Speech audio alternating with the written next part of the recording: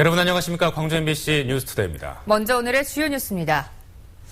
폭염의 기세가 좀처럼 누그러들지 않는 가운데 오늘도 어제만큼 무더운 날씨가 이어지겠습니다. 아시아 문화전당 일반 공개가 한 달 앞으로 다가온 가운데 시민들이 다음 달부터 무엇을 즐길 수 있게 될지 소개합니다. 광주 순환도로 공사에서 7지구 한세봉 관통 문제를 두고 갈등이 다시 뜨거워지고 있습니다. 광주 유니버시아드 대회를 치른 남부대학교 국제수영장이 오늘부터 무료로 개방됩니다. 아시아 문화전당 일반 공개가 꼭 한 달 앞으로 다가왔습니다. 지역민들에겐 내 집 바로 앞에 국내 최대 복합 문화시설이 생기는 셈인데 다음 달부터 무엇을 즐길 수 있게 될지 김인정 기자가 소개합니다. 개관을 앞두고 가장 기대를 모으는 곳은 연극과 무대 예술이 펼쳐질 예술극장입니다. 개관축제 3주 동안 태국 출신 스타 감독 아피차퐁, 대만 뉴웨이브 영화 대표 감독 차이밍량, 국제적 거장 로메오 카스텔루치와 리카르도 바르티스 등의 작품이 준비됐습니다. 현재까지 평균 예매율은 70-80% 정도로 해외 기획자들 관심도 꽤 높습니다. 그러니까 비행기를 타고 실제로 거기에 가서 한여름을 보내야지만 가까스로 이렇게 볼 수 있는, 그것도 볼 수 있는 그런 작업들인데, 그런 작업들을 사실은 지난 5년간의 그런 경향들에서 에센스를 뽑아왔다고 할까요? 유대회 프레오픈으로 첫 선에 보인 어린이 문화원도 관심을 끌고 있습니다. 잃어버린 인형을 찾기 위해 친구들과 모험을 떠나는 인형극 깔깔나무 등 아시아의 숨겨진 이야기가 개막축제 기간 내내 펼쳐집니다. 그 텐트 안에서 인형극이라든지 또 스토리텔러의 이야기라든지 또 이렇게 역할놀이라든지 이런 다양한 형태의 공연을 통해서 다른 나라의 이야기들을 공연으로 만드는 문화전당의 핵심인 창조원은 일단 준비를 마친 일부 콘텐츠만 선보입니다. 유라시아의 변화를 담은 거대한 멀티미디어 전시 등은 공식 개관인 11월에야 볼 수 있습니다. 좀 더 완성된 수준으로 가기 위한 그런 수정으로 보시면 될 것 같고요. 일단 공개할 경우에 시민 여러분이나 여기를 찾아오는 많은 관람객들이 만족할 수 있도록 10년의 준비 끝에 마침내 문을 여는 국립아시아문화전당이 성공리에 개관 업무를 마칠 수 있을지, 그리고 지역민과 눈높이를 맞추며 공생할 수 있을지 주목됩니다. MBC 뉴스 김인정입니다. 여름방학 자녀들과 어떻게 보내야 할지 고민들 많으시죠? 책 읽는 습관도 기르고 다양한 프로그램이 있는 시원한 도서관이 요즘 인기라고 합니다. 김양훈 기자가 현장을 다녀왔습니다. 연일 계속되는 무더위는 다른 나라 이야기입니다. 물놀이 대신 도서관을 찾은 아이들. 앉아서, 때론 누워서 편안하게 책을 보는 아이들의 모습이 여유롭게 느껴집니다. 무더위에 힘겨워하는 모습을 찾아볼 수가 없습니다. 밖에는 많이 더운데 도서관에서는 시원하고 책도 많이 읽을 수 있어서 좋아요. 대형 마트만큼 시원해 도서관은 도심 가족 비서지로 연일 붐비고 있습니다. 시원하고 또 좀 더 가까이 책을 접하고자 방학 이용해서 오게 됐습니다. 여름은 어때요? 그래서 시원하고 좋아요. 도서관에서 마련한 여름 독서교실 등 여름방학 특강 프로그램도 인기입니다. 인근의 또 다른 도서관. 오전부터 도서관은 북적댑니다. 방학 숙제를 하는 아이들부터 학교 다닐 때 못 봤던 책을 읽는 아이들까지 모두 독서 삼매경에 빠졌습니다. 집에서 있으면은 심심한데 도서관 나오면은 집보다 책이 더 많아서 심심하지가 않아요. 성인들은 일반 열람실이나 종합자료실에서 독서를 하거나 여가를 즐깁니다. 여름 방학을 맞아 도서관 이용객은 평소보다 2배 이상 늘었습니다.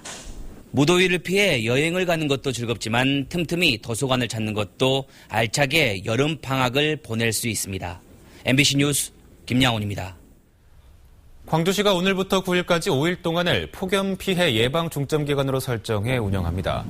광주시는 이 기간에 무더위가 절정에 이를 것으로 보고 자치구와 함께 무더위 쉼터 646곳의 실제 활용 여부와 에어컨 가동 현황 등을 중점 점검합니다. 또 독거노인과 거동 불편자 등 폭염 취약계층 만여 명에 대해서는 사회복지사 등이 방문해 건강을 살피는 한편 대형 공사장 등에 폭염에 주의하라는 문자를 발송할 예정입니다. 밤낮으로 무더위가 기승을 부리고 있습니다. 이번 주까지는 폭염이 고비를 보이겠는데요. 어제는 광주가 33.5도까지 올랐습니다. 오늘은 34도로 어제와 비슷하거나 조금 더 오르겠고요. 내일은 35도로 폭염이 절정을 이룰 것으로 보입니다. 광주를 비롯한 전남 대부분 지역에서는 폭염특보가 길게 이어지고 있는데요. 물을 충분히 자주 드시고 한낮에는 가급적 외출을 자제하는 것이 좋겠습니다. 이번 폭염은 8월 중순까지 길게 이어지겠습니다. 낮 동안엔 뜨거운 날씨가, 밤에는 열대야가 기승을 부릴 것으로 전망됩니다. 날씨였습니다.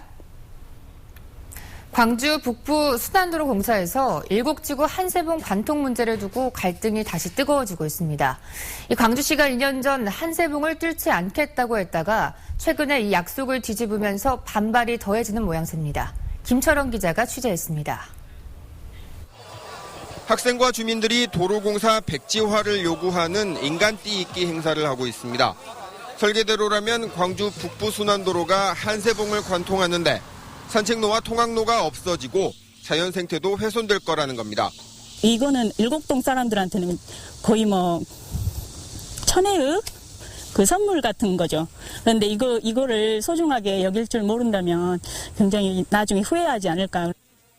광주 북부 순환도로는 북구 문흥지구와 광산구 첨단 지역을 동서로 잇는 고속화도로입니다. 120구로 나뉘어 있는 공사 구간에서 문제가 되는 건 한세봉이 위치한 109입니다. 환경이 우선이냐 개발이 우선이냐의 논란에서 주민들 의견은 갈려 있습니다. 사람 완전 버리는 것 같아서 버려버리는 것 같아서 그게 좀 안타깝더라고요. 안 했으면. 광주 시민들이 생각을 해야 하고 여기 사람들 생각을 해야지.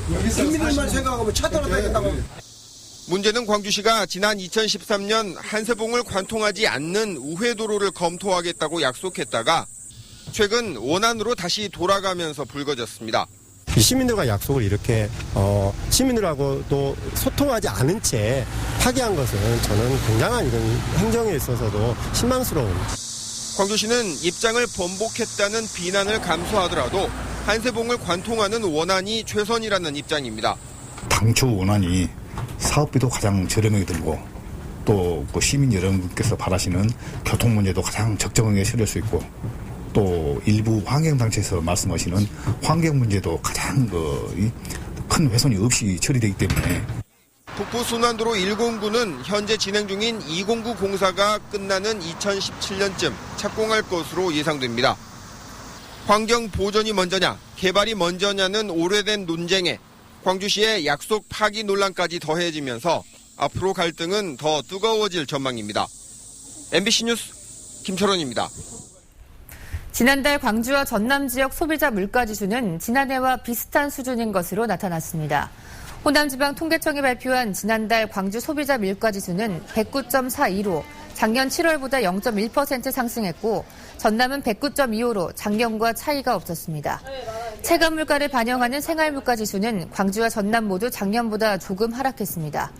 품목별로 보면 주류와 담배, 배추 등이 작년보다 많이 올랐고 교통과 연료비용 등은 작년보다 하락했습니다. 광주 유니버시아드 대회를 치른 남부대학교 국제수영장이 오늘부터 무료로 개방됩니다. 이번 달 말까지 시민들에게 무료로 개방되는 남부대 수영장은 오전 9시부터 오후 5시까지 이용이 가능합니다. 그러나 라커룸이 아직 갖춰지지 않아 옷이나 지갑 등 소지품은 본인이 직접 관리해야 합니다. 광주 염주체육관 수영장은 시설 개보수 공사 때문에 오는 20일쯤 일반에 개방될 예정입니다. 이낙연 전남지사가 전인지와 신지혜 등 세계적인 골프 선수들을 배출한 한평 골프보호 훈련장을 방문해 학생들을 격려했습니다. 이낙연 지사는 열심히 노력하면 학교 명예도 높아지고 전라남도 위상도 높아질 것이라며 학생들이 오로지 훈련에만 전념할 수 있도록 장학금 지원 확대 등 대책을 마련하겠다고 약속했습니다. 세월호 참사 이후 여수 검은도를 오가던 여객선 변허가 취소되면서 검은도 항로에 다니는 선박이 줄었습니다. 서둘러 여객선사 모집에 나섰지만 연이어 실패한 데다 섬을 찾는 사람들도 갈수록 줄고 있습니다. 권남기 기자입니다. 여수 검은도의 위기가 계속되고 있습니다.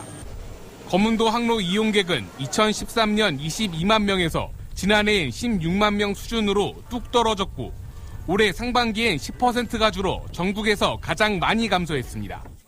이용객이 감소한 가장 큰 원인은 검은도를 다니는 여객선이 지난해 2척에서 1척으로 줄었기 때문입니다. 배가 줄어 주말 좌석 예약이 힘들어지면서 여행사와 관광객들은 자연스레 발길을 돌렸습니다. 자리가 한 2대 있을 때하고 앉아 있을 때하고 수요가 다르잖아요. 주말 좌석보가 문제한 상태죠. 검은도 항로에 새로운 배를 구하기 위해 지난 6월 이후 2차례에 걸쳐 사업자 공모가 진행됐지만 모두 실패했습니다. 이런 가운데 지난 4월 항로 중단 사태 이후 지원을 약속한 여수지방해양수산청과 여수시는 운임 인상과 지원 방법을 두고 갈등을 빚으면서 이렇다 할 대책을 내놓지 못하고 있습니다. 중복 지원 안 되거든요. 기재부에서 추가 예산을 준다든지 이것은 전국 섬이 똑같이 이렇게 일률적으로 되고 있습니다. 그건 지역에서 해결해야죠. 어떻게든지. 선박이 줄면서 관광객이 떠나고 그렇다 보니 새로운 배가 들어오기 어려워지는 악순환에 빠진 검은도 항로. 중앙부처와 지자체가 다투는 동안 검은도 주민들의 상황은 시간이 갈수록 나빠지고 있습니다. MBC 뉴스 권남기입니다. 호남고속철도 공사 입찰에서 건설사들이 담합한 사실이 추가로 확인됐습니다.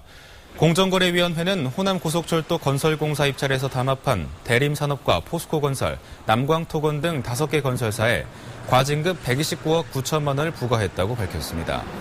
이들 업체들은 지난 2008년 한국철도시설공단이 발주한 호남고속철 3-209 건설공사 입찰에서 대림산업이 낙찰받도록 들러리를 서주고 하도급 계약을 따낸 것으로 드러났습니다. 광주 지역 시민단체가 학교법인의 수익용 기본재산 정보를 공개하라며 행정소송을 제기했습니다. 학벌 없는 사회 광주시민 모임은 광주지법 앞에서 기자회견을 갖고 광주시 교육청을 상대로 학교법인 수익용 기본재산 정보 공개를 거부한 처분을 취소하라는 취지의 소송을 제기했다고 밝혔습니다. 시민 모임은 시 교육청이 해당 정보를 비공개하는 것은 부실학교법인의 문제를 감싸주고 있다는 오해를 받을 소지가 크다며 관련 정보를 공개해 학교법인의 투명성을 높이라고 촉구했습니다. 광주 북부경찰서는 인터넷에서 물건을 싸게 팔 것처럼 속여 돈만 받아 가로챈 혐의로 29살 이모 씨에 대해 구속영장을 신청했습니다. 이 씨는 지난 1월부터 최근까지 인터넷 중고거래 사이트에 스마트폰 등을 싸게 판다는 글을 올려 돈을 송금받는 수법으로 모두 191명으로부터 7,200만 원을 가로챈 혐의를 받고 있습니다. 오늘 새벽 0시 10분쯤 화순군 이양면의 한 주택에서 불이 나 주택주인 79살 박모 씨가 숨졌습니다. 불은 소방서 추산 1,400만 원의 재산 피해를 내고 20분 만에 꺼졌습니다. 경찰과 소방당국은 펑 하는 소리와 함께 불길이 시작됐다는 주민들의 말을 토대로 정확한 화재의 원인을 조사하고 있습니다.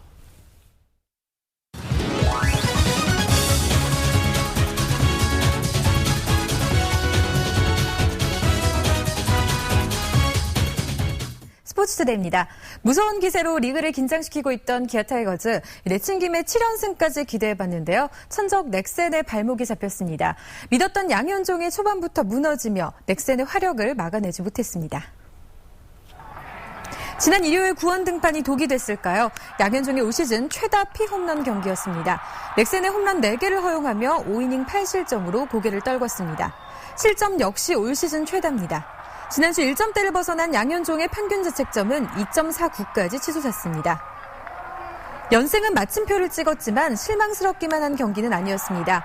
이범호와 김주찬이 홈런을 쏘아 올리며 다시 돌아온 타격감을 재확인시켰고 나지완은 2타석 연속 2루타를 때려내며 계속해서 타격감을 끌어올리고 있습니다.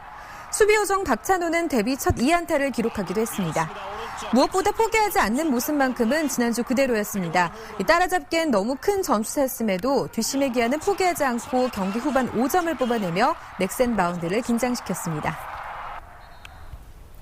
기아 타이거즈는 오늘 목동구장에서 넥센과 시즌 14차전을 치릅니다. 기아는 7위로 한 계단 다시 내려갔지만 5위 SK와 한 게임 차로 순위 경쟁은 이제 시작입니다.